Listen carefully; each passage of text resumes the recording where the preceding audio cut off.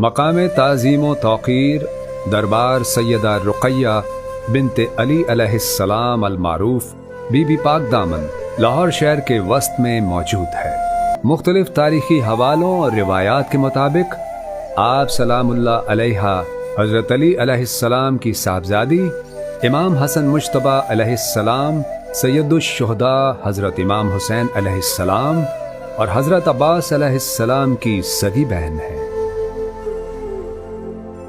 بعض روایات کے مطابق آپ سلام اللہ علیہ اہل بیت اطہار کی پہلی خاتون تھیں جو اس خطے میں تشریف لائیں۔ مورخین اور تاریخی شواہد کے مطابق آپ سلام اللہ علیہ سانحہ کربلا 61 ہجری کے بعد چند قابل تعظیم خواتین اور محب اہل بیت حضرت مختار کی قیادت میں براستہ ایران سے اس خطے میں داخل ہوئیں۔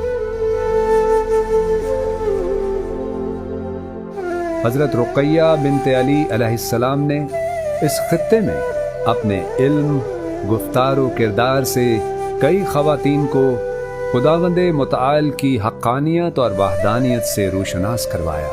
آپ سلام اللہ علیہ کے دربار اقدس پر روزانہ اندرون ملک اور بیرون ملک سے ہزاروں عقیدت مند انفرادی اور اجتماعی قافلوں کی صورت حاضری کا شرف حاصل کرتے ہیں۔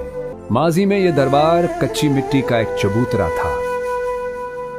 اس کے بعد بادشاہ جلال الدین محمد اکبر نے اس دربار میں توسیع کروائی اور عصر حاضر میں سابق نگران وزیر اعلیٰ محسن رضا نقوی کی کوشش سے آپ سلام اللہ علیہ کے دربار کو سائنسی اور تکنیکی نقطۂ نظر سے نہ صرف کشادہ کیا گیا ہے بلکہ کئی طرح سے اس کی تزئین و آرائش کی گئی ہے۔